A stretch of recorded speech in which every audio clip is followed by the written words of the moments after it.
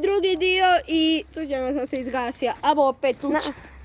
Izgasio nam. U prošloj, u Izgasio. prošloj epizodi gledali ste. Ono pripasao se pravilno kad nismo mogli ući. Drugo epizodu gledat ćete. Oh my god, evo bunker. Gdje ćemo sljedeći? Ljudi, benčić. To benčić Skale. treba, boys. Ljudi, skale, sad ne znam. Kažu da je tamo dite umrlo dok se penjalo na skala, snimi skale. Ali to nije istina, to je laž, jer se vidjelo truplo. Ok, ljudi.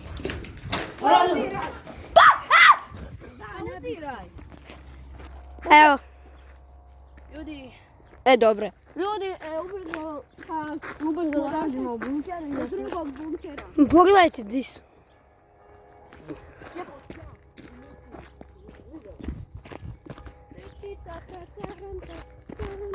Ok, ljudi, ovdje se rastavila malo zemlja. Ne znam ja šta je to, ali dobro. Kamerman. Dođi. Ajde. Jebo, ko se pa ovdje izaći? Iš. A tu je bliži bunker. Pauziraj. Ok, ljudi, ne možemo proći. Vidite koliko je zaraca i još smo vidio kratkinu mislim mogli bi da smo dugi, ali kratkim, ono, kratkim. Da smo dugi Ja se. mislim da bi to bilo to da bude. Jer postoji koja aplikacija koja radi infracrveno svjetlo? Ako postoji, pišite u komentare. Da, zapišite kako se zove. I molim vas... Opet subscribe-ajte, lajkajte i komentar.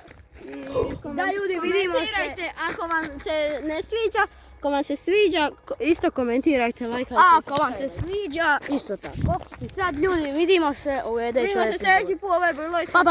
ispitivanje.